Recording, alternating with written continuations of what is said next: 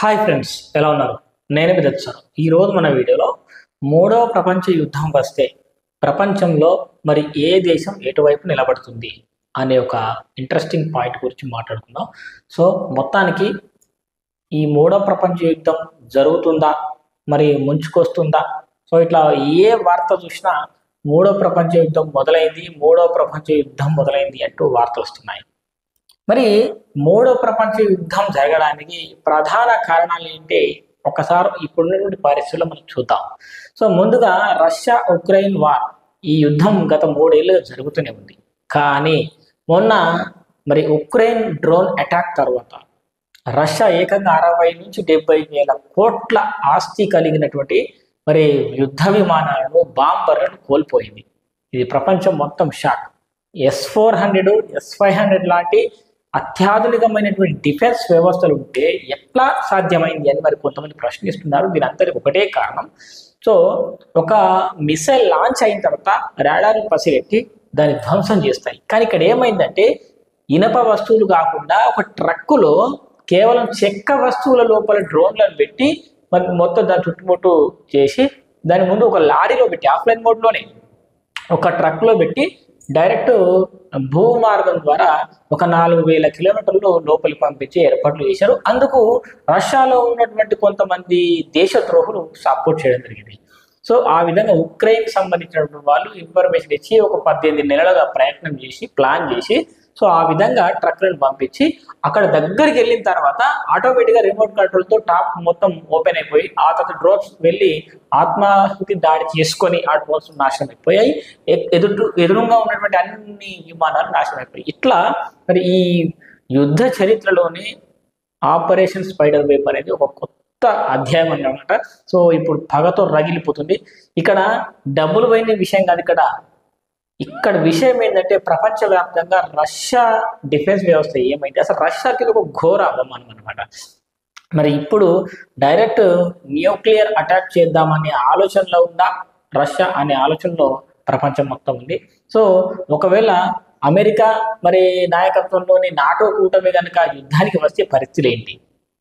ఒకవేళ అమెరికా మరి యుద్ధం కోరుకోకపోతే మిగతా యూరోపియన్ యూనియన్ కంట్రీస్ మాత్రం యుద్ధాన్నే కోరుకుంటున్నాయి. బ్రిటన్ లాంటి దేశాలు కావచ్చు, జర్మనీ కావచ్చు, సో ఫ్రాన్స్ కావచ్చు. సో ఈ విధంగా నాటో కూటమిలో ఉన్నటువంటి మేజర్గా అనేక దేశాలు మరి అవన్నీ ఉక్రెయిన్కి సపోర్ట్గా నిలబడుతున్నాయి. ఎందుకంటే ఉక్రెయిన్కు పోరాడే శక్తే లేదు, కానీ వీళ్ళందరూ వెనుక నుంచి ప్రోత్సహిస్తున్నారు యుద్ధం చేయి అంటే వీరు కావాలనే రష్యాతో గెలికి పెట్టుకుంటున్నారు. ఒకవేళ రష్యా కనుక టార్గెట్ చేసి ఇక యుక్రెయిన్తో యుద్ధం చాలు, యుక్రెయిన్ వెనకాల ఉండి నడిపిస్తున్న వారిపైన ఫోకస్ చేస్తే పరిస్థితులు ఏంటి? ఒకవేళ మూడో ప్రపంచ యుద్ధం వస్తే ఏ దేశం ఎటువంటి నిలబడుతుందో ఒకసారి చూసే ప్రయత్నం చేద్దాం. మన ఛానల్ని రెగ్యులర్గా ఫాలో అవ్వండి. వార్ అప్డేట్స్ అన్నీ మనకు ఈ ఛానల్ ద్వారా నేను అందించే ప్రయత్నం చేస్తాను. నేను స్టార్టింగ్ అంటే ఈ మధ్య ఛానల్ స్టార్ట్ చేశాను. మీరు సపోర్ట్ ఉంటే డెఫినెట్గా మన ఛానల్ ఇంకా మంచి మంచి వీడియోస్తో మీ ముందుకు రావడం జరుగుతుంది.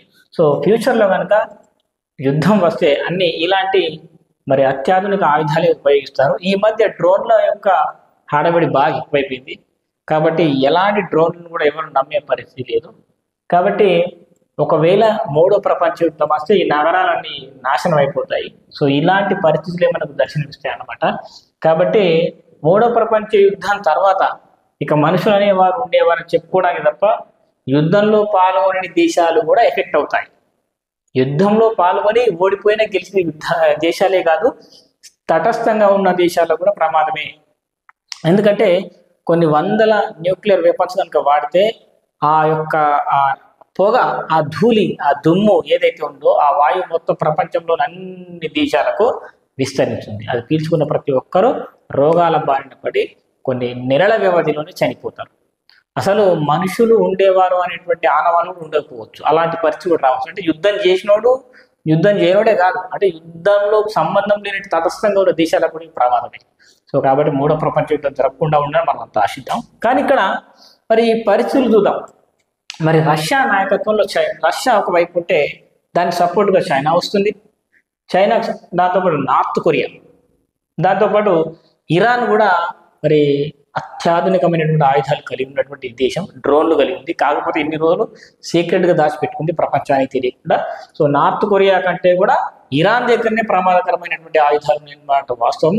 ఆయుధాలు కూడా ఉన్నాయి. కాకపోతే మరి అమెరికాకు భయపడి ఇన్ని రోజులు వాళ్ళు సీక్రెట్గా ప్లాన్ చేసి తయారు చేసి పెట్టుకున్నారు. అందుకే అమెరికాకు ఇరాన్ అంటే కోపం, కానీ ఎప్పుడూ డైరెక్ట్ ఇరాన్ మీద అటాక్ చేయలేదు, అది గుర్తుంచుకోండి. తర్వాత బెలారస్ లాంటి దేశాలు కూడా మరి రష్యాకు బాగా మిత్ర దేశాలు. అలాగే క్యూబా లాంటి దేశాలు కూడా మరి రష్యాకు మిత్ర దేశాలే. అమెరికా చేతిలో నాశనం అయిపోయిన ప్రతి ఒక్క దేశము మరి రష్యాకు సపోర్ట్ చేస్తుంది. ఇట్లా ఆఫ్రికాలో కొన్ని కంట్రీస్, మరి కొన్ని దేశాలు ఉన్నాయి, ఆసియాలో కొన్ని కంట్రీస్, ఇలాంటి దేశాలు చాలా మటుకు మరి ఈ రష్యా వైపు ఒక 30 నుంచి 35 దేశాలు సపోర్ట్గా నిలబడే అవకాశం అయితే ఉంది. అవన్నీ చిన్న చిన్న దేశాలు. అణ్వాయుధాలు మేజర్గా పెద్ద పెద్ద దేశాలు తీసుకున్నట్టుగా Russia, China, North Korea, Iran ఇలాంటి దేశాలు అయితే ఉంటాయి. మరి ఇక్కడ నాటో కూటమిలో సుమారు 31 దేశాల పైనే ఉన్నాయి కదా. 30 దేశాలు నాయకత్వంలో ఉన్నటువంటి అమెరికా నాయకత్వంలో ఉన్న 30 దేశాలు, ఈ నాటో కూటమి ఉన్న దేశాలు ఒకవేళ రాకపోయినా అందులో కొన్ని ఉన్నటువంటి ఏవైతే యూరోపియన్ యూనియన్లో అవన్నీ వస్తాయి. ఒకవేళ నాటో కనుక దిగింది అనుకో, రంగంలో దిగితే ఆటోమేటిక్గా యుఎస్ఏ నాయకత్వంలో నాటో ఉంటుంది. దాని తర్వాత ఉక్రెయిన్. అయితే నేను బ్రిటన్ లాంటి దేశాల పేర్లు ఎందుకు చెప్పట్లే అంటే ఇవన్నీ నాటోలో ఉన్నాయి. జర్మనీ కావచ్చు, యూకే కావచ్చు, స్పెయిన్ కావచ్చు, ఇట్లా అనేక దేశాలు ఉన్నాయి. సో ఈ దేశాలన్నీ మరి నాటో కూటమిలో ఉంటాయి కాబట్టి సో అవన్నీ దాంట్లో వస్తాయి. ఇక ఉక్రెయిన్ అసలు జరుగుతున్నటువంటి రష్యా ఉక్రెయిన్ యుద్ధమే 3వ ప్రపంచ యుద్ధానికి నాది. ఎందుకంటే జరిగినటువంటి డ్రోన్ దాడి అనేది ఒకప్పుడు 2వ ప్రపంచ యుద్ధానికి ముందు పెరల్ హార్బర్ పై జపాన్ మరి ఏ విధంగా అయితే అటాక్ చేసిందో ఆ తర్వాతనే మరి 2వ ప్రపంచ యుద్ధంలోకి మరి అమెరికా ఎంటర్ అయింది. మరి ఇప్పుడున్నటువంటి మొన్న డ్రోన్ దాడి జరిగింది కదా, ఈ దాడి జరిగిన తర్వాత రష్యా కూడా ఈ 3వ ప్రపంచ యుద్ధానికి స్టార్ట్ చేసిందా, మరి మిగతా దేశాలు ఎట్లా స్పందిస్తున్నాయని దీన్ని బట్టి మనకు అర్థమవుతుంది. మరి జపాన్ నాటో కూటమిలో లేకపోయినా ఇది అమెరికా వైపే మొగ్గు చూపే అవకాశం అయితే ఉంది. తర్వాత సౌత్ కొరియా కూడా మంచి మిలిటరీ కలిగినటువంటి దేశమే. సో జపాన్, సౌత్ కొరియా లాంటి దేశాలు కూడా మరి నాటోలో ఉన్నాయి. మరి ఇండియా ఎటువైపు? సరే, ఇక్కడ జపాన్ నాటో కూటమిలో లేకపోయినా అమెరికాకి సపోర్ట్ చేస్తుంది, ఇది ఒకటి గుర్తుంచుకోవాలి. ఇక నెక్స్ట్ ఇండియా ఎటువైపు ఉంటుంది? ఇండియా మొదటి నుంచి కూడా బ్రెజిల్ కానీ, ఇండియా, ఇండోనేషియా లాంటి దేశాలు ఎట్లా ఉంటాయంటే తటస్థంగా ఉండే దేశాలు ఇవి. అంటే ఎటువైపు కూడా యుద్ధం చేయవు. మరి ఇక్కడ పాకిస్తాన్ పేరు ఎందుకు రాలంటే పాకిస్తాను అమెరికా వైపు ఉంటుందా, రష్యా వైపు ఉంటుందా అనేది గోడ మీద పిల్లిలాగా. ఎటు గెలుపు అవకాశాలు ఉంటే అటే దూకే అవకాశం ఉంటుంది. కాబట్టి ఎట్టి పరిస్థితుల్లో అమెరికా, పాకిస్తాన్ లాంటి దేశాలు జిత్తులు మారి నక్కలన్నమాట. కాబట్టి ఇక్కడ ఈ దేశాలు గెలిచే అవకాశం ఉంటే అమెరికాతో ఇంతకుముందు మిత్రత్వం ఉంది కదా, ఆ మిత్ర దేశం కాబట్టి అటు వెళ్ళిపోతుంది. ఒకవేళ ఇవన్నిటికీ చైనా, రష్యా లాంటి దేశాలు ఒక దగ్గర కలిసినాయి అనుకో, అటు ఆటోమేటిక్గా ఇటువైపు వెళ్ళిపోతుంది. అంటే పరిస్థితులు ఎటుంటే అటు సిచ్యువేషన్ బట్టి వాళ్ళు అవకాశవాదిలాగా మారిపోతూ ఉంటారు. కానీ మన భారతదేశం అట్లా కాదు. సాధ్యమైనంత మట్టుకు ఈ 3వ ప్రపంచ యుద్ధాన్ని ఆపడానికి వీలైనంత ప్రయత్నం చేస్తుంది. తప్పనిసరి పరిస్థితుల్లో మరి వాస్తవం చెప్పాలంటే నాటో కూటమిలో ఉంటుందా, రష్యా కూటమిలో ఉంటుందంటే ఇది ఇండియా తటస్థంగా ఉండే ఛాన్సెస్ ఉంటాయి. ఇది ఒక్కొక్కసారి మరి అమెరికా వైపు నిలబడవచ్చు, రష్యా వైపు నిలబడవచ్చు. రష్యా వైపు నిలబడాలంటే కొన్ని పరిస్థితులు ఉంటాయి. ఏంటంటే ఇప్పటి వరకు మనం ఇండియా రష్యా నుంచి అనేక ఆయుధాలు తీసుకున్నది. కానీ ఒకవేళ ఈ యుద్ధంలో కనుక చైనా ఇండియా మీద అటాక్ చేస్తే అప్పుడు రష్యా తటస్థంగా ఉంటుంది. మరి అమెరికాతో ఇండియా చేతులు కలిపి అప్పుడు ఆటోమేటిక్గా చైనా మీద అటాక్ చేస్తుంది, అటు పాకిస్తాన్ మీద అటాక్ చేస్తుంది.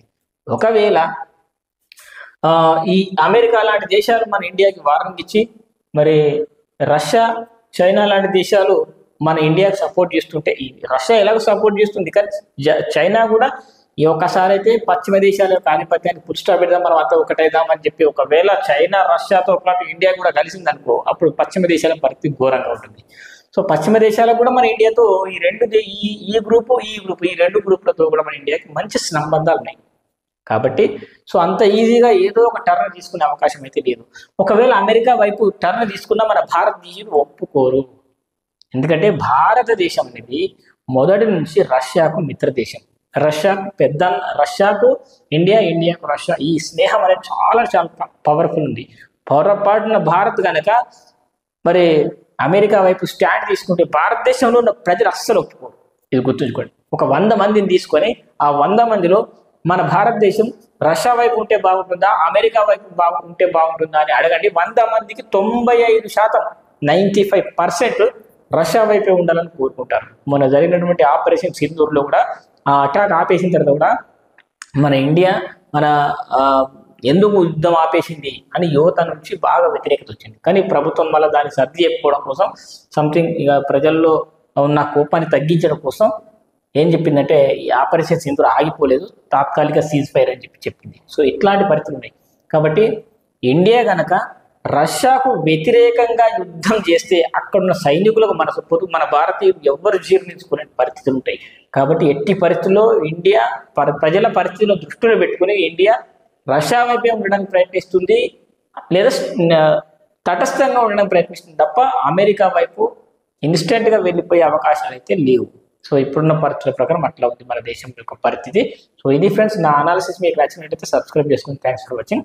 బాయ్.